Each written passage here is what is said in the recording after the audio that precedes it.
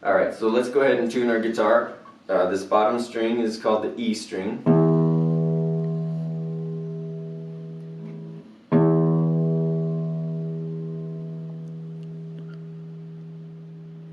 This next string is called the A string.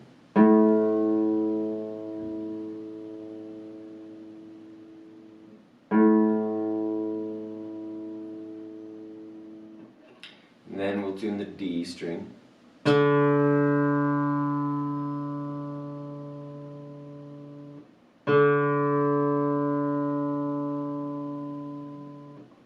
Now we'll tune the G string. Then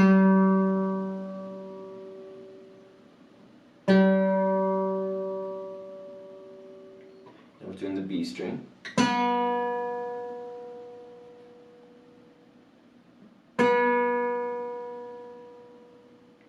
And last, the high E string.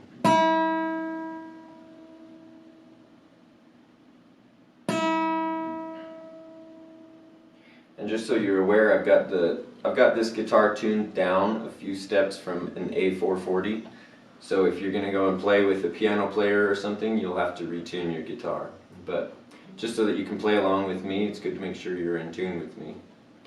So we're going to recap the first lesson of this method, which is a method designed to learn any instrument with the method. So basically we're starting with a chromatic scale. The chromatic scale is the same thing as playing minor seconds. So we're also going to incorporate our music theory in these lessons, but a minor second is the smallest interval that we have in our standard scale. So, and on a guitar it's basically every available note. So we're going to play through the chromatic scale, and if you turn down your speed on the video, then you'll be able to play along and you can gradually increase that speed. So we're going to play all the way from the bottom to the top, and this is something that you should practice every day.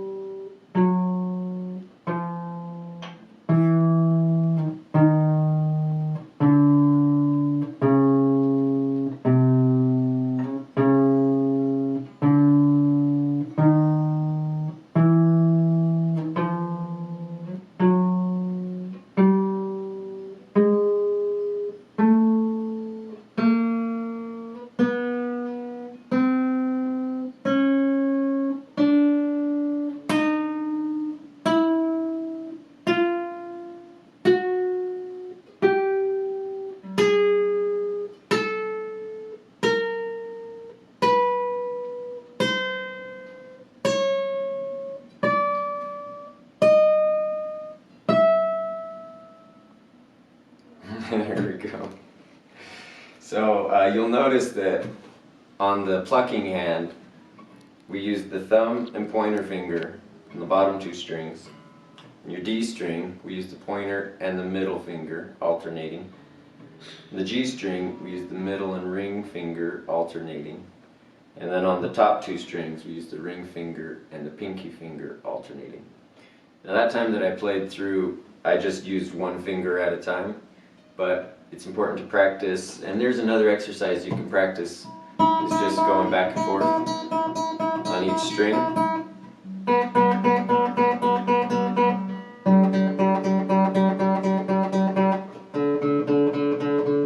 And what this does is it'll teach your muscles how to interact with these strings, so that as you start playing faster, they'll be available. Your muscles will automatically know what to do when you start playing faster notes, because you can play twice as fast with two fingers.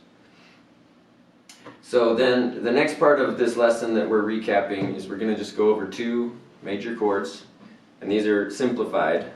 So we're only using the top four strings. This is a simplified G, and then we'll use this shape to make a simple C. So make sure that when you're playing these, you don't ever pluck these bottom two strings, because they won't play the right notes. Use your ring finger on the 3rd fret. This is a G chord, and then here's a C chord. I also like to identify these chords by their Roman numerals. So in this situation, let's assume that we're in the key of C. This would be the 1 chord. And then when you move to that G, you're playing the 5 chord. So this would be your tonic chord, and this will be your dominant chord. There's lots of different terms, and you'll hear me use a lot of these terms interchangeably. But go ahead and just practice switching back and forth between these chords, and in future lessons we'll add a 3rd chord. But for now, there's actually a lot of songs that you can learn to play with just the 2 chords. You can go ahead and do a Google search, 2-chord songs, and these chords will allow you to play any of those songs. So that's the end of lesson 1. Thanks for watching.